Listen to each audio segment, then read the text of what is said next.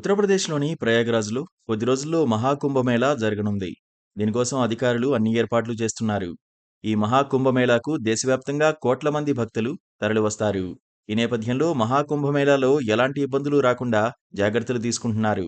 కుంభమేళాకు వచ్చే భక్తుల భద్రతతో పాటు అవసరాలను తీర్చేందుకు అన్ని ఏర్పాట్లు చేస్తున్నారు. పోలీసులు, ఎన్డీఆర్ఎఫ్, ఫైర్ డిపార్ట్మెంట్లను ఉత్తరప్రదేశ్ ప్రభుత్వం అలర్ట్ చేస్తోంది. ఎప్పుడూ లేని విధంగా ఈసారి మహాకుంభమేళాలో రోబోలను వినియోగించనున్నారు.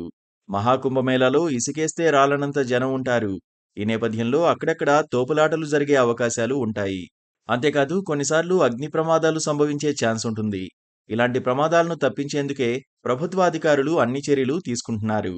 ముఖ్యంగా అగ్ని ప్రమాదాలు జరగకుండా రోబోటిక్ ఫైర్ టెండర్లను అధికారులు రంగంలోకి దించుతున్నారు.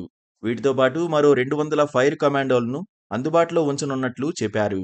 ఇక ఎమర్జెన్సీ సమయాల్లో ఫైర్ సిబ్బంది వెళ్లలేని ప్రాంతాలకు వెళ్లి బాధితులను కాపాడేందుకు 3 రోబోటిక్ ఫైర్ టెండర్లను వినియోగిస్తున్నట్లు అధికారులు వెల్లడించారు.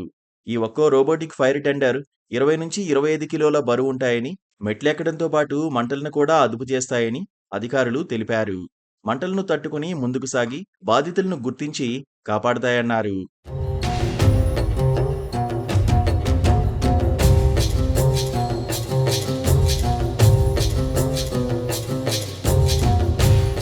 ఈ కుంభమేళాలో మరిన్ని జాగ్రత్తలు తీసుకుంటున్నారు. 35 మీటర్ల ఎత్తు నుంచి నీటిని స్ప్రే చేసే ఆర్టిక్యులేటింగ్ వాటర్ టవర్లు, అత్యాధునిక టెక్నాలజీతో ఉన్న కెమెరాలను వినియోగించనున్నారు. ప్రత్యేక శిక్షణ పొందిన సిబ్బందిని హై రిస్క్ జోన్ ప్రాంతాల్లో మోహరిస్తారని చెప్పారు.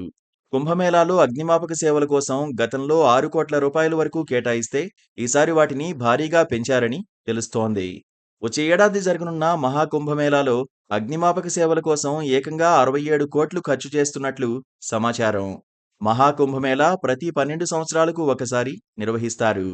గతంలో మహాకుంభమేళాను 2013లో నిర్వహించగా, ఆ తర్వాత 2019లో అర్ధకుంభమేళా ఉత్సవాలను చేశారు.